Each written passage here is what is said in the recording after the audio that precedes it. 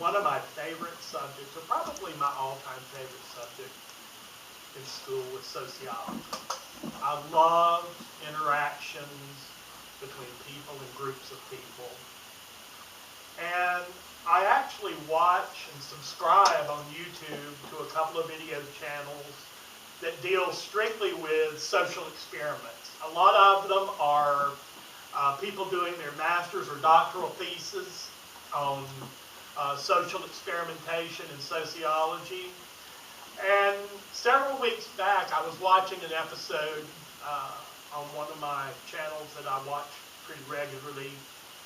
And it was of a man dressed in grubby clothes, and he was sitting on the street, on the sidewalk, with his back up against the storefront, with a cup for money and a sign that said, "Need money for drugs and alcohol."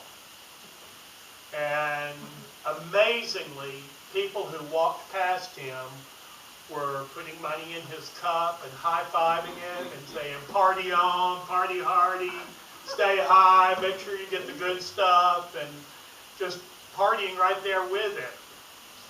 And a few minutes after all that, the screen fades to black and it comes back up, and he's there again on the same place, in the same clothes, against the same storefront, with a little girl that looks to be about maybe 7 or 8 years old with her head in his lap, and he is the exact same situation, except this time his sign says, "I'm a homeless single father and I need money to help my family." And as people walked past him, they would move closer to the street away from him. They wouldn't make eye contact with him. They were not putting money in his cup, and they just didn't want to have any kind of interaction with him. And finally, one woman did stop, and she said, "I've just gotten off work, and I'm going to give you all the money I have. I don't have much, but it's everything I made today, and you need this so much more than I do." And before she left, she asked if she could pray with the man and his daughter. And he said yes, and so she knelt there with them, and you couldn't hear on the tape what she said. It was just a quiet, short prayer that she offered with them, and then she got up to leave, and as she did, the man and the girl stood up and let her know that this was a social experiment, that they truly weren't homeless, but they were trying to conduct this social experiment about interaction between people. And as it turned out, the woman that had stopped and put money in his cup was indeed homeless, and she was working as a day laborer, and she was making minimum wage, and she had just been paid that day for what she had worked that day. And he told her then that her act of mercy was the greatest kindness that had been shown to him and his little girl all day long. And then he actually takes money out of his pocket and gives it to her, along with the money that she had gotten that she had given to him and gave back to her. And he called her a hero, and he said, "We need more people like you in this world."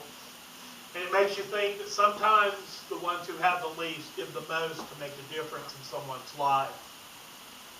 And so today, as we think about the Lenten season that we're in, I want us to consider and think about how we are prophets in our own little circle of the world. I want to look at the gospel reading from the 13th chapter of Luke this morning. And it's just a few short verses. And so if you want to follow along, I'm reading from the 13th chapter of Luke, and we'll start with the 31st verse. I invite you now to hear the word of God. At that time, some Pharisees came to Jesus and said to him, "Leave this place and go somewhere else. Herod wants to kill you." He replied, "Go tell that fox I will keep on driving out demons and healing people today and tomorrow, and on the third day I will reach my goal. In any case, I must press on today and tomorrow and the next day, for surely no prophet can die outside Jerusalem. Jerusalem, Jerusalem, you who kill the prophets and stone those sent to you, how often I have longed to gather your children together as a hen gathers her chicks under her wings, and you were not willing. Look, your house is left to you desolate. I tell you, you will not see me again until you say, blessed is he who comes in the name of the Lord. This ends our reading for this morning. This is the Word of God, and it can be trusted. Thanks be to God. At this point in his life, Jesus was considered basically to be a prophet, a rabbi with somewhat of a mystical following, simply because that's the tradition he was connected to. The Jewish tradition knew that there were prophets, and he was considered a prophet or a rabbi, and he had this following, and so he was frightening a lot of people. He was frightening the Sanhedrin, the religious elite. He was frightening the government, the sham government that the Romans put in place. He was frightening the Roman government. So he was stirring things up. Of course, we know that Jesus was much more than a prophet, but those folks who were around him that day had no idea exactly who he was. You know, in the Christian tradition, we don't talk a lot about, or we don't think a lot about, a whole lot of prophets, do we? At least not today.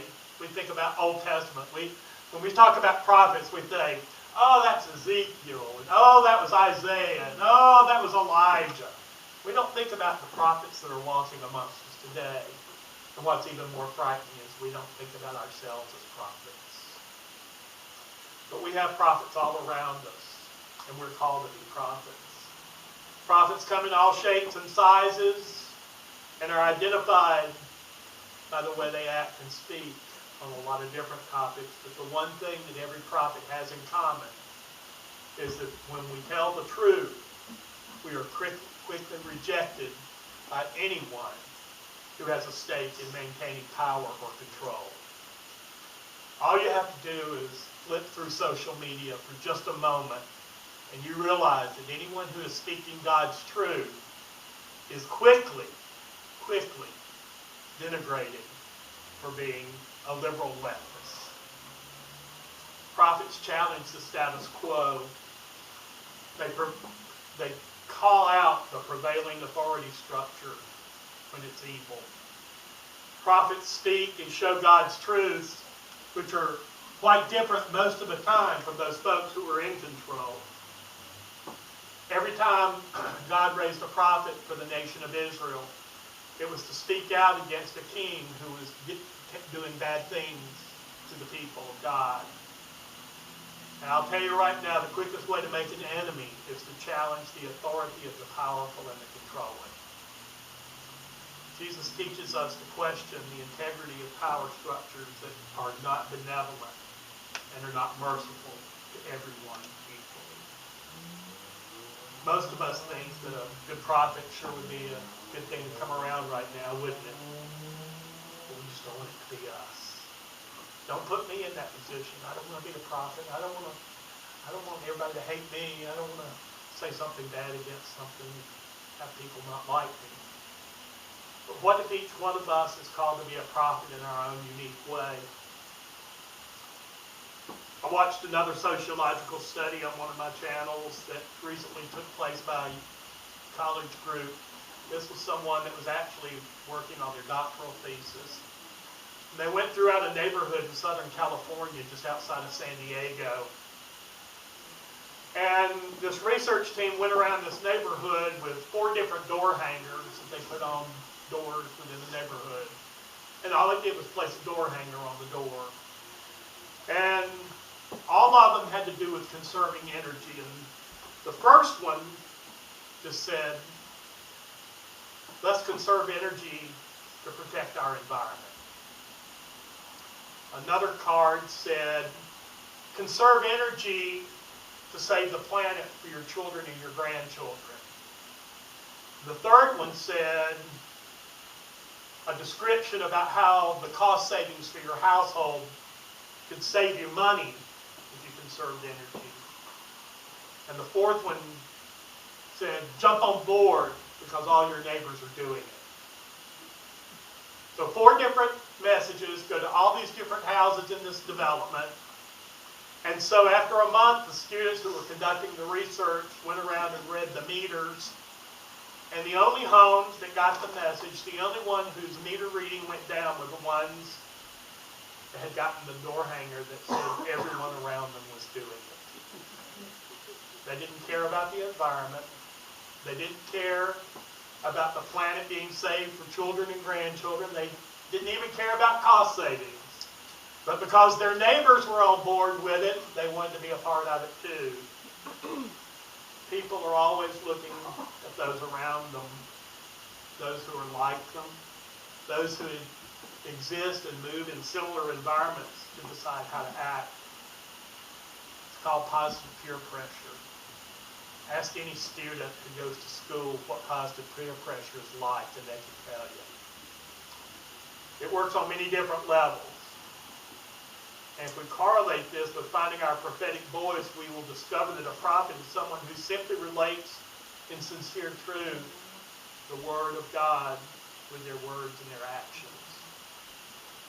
It's not someone standing on the street corner shouting. It's not someone carrying a sign saying the world is going to end tomorrow. It's not someone bringing doom and gloom. It's simply someone proclaiming the truth of God with their words and their actions. And we know that people want to emulate the good that they see around them. That's been proven over and over again.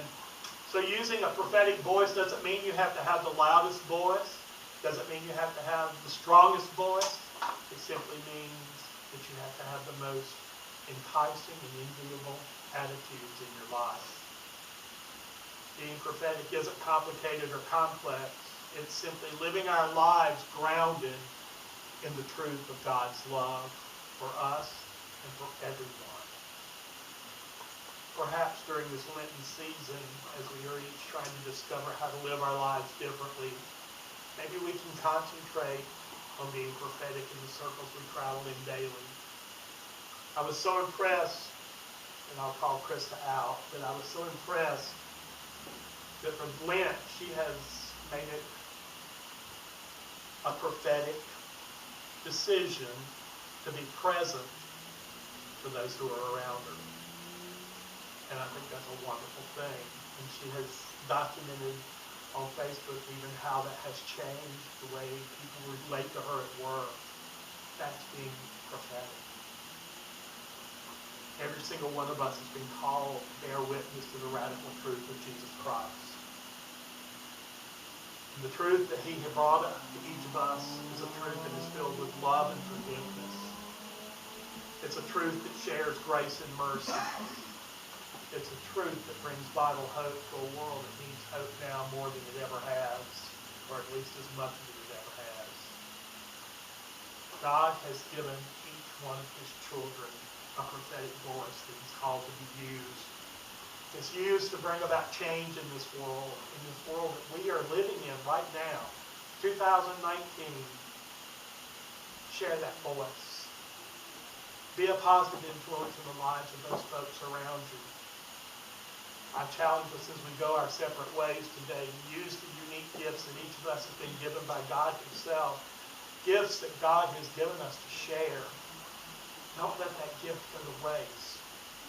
We've each been given a prophetic voice. We've each been given an environment to move in.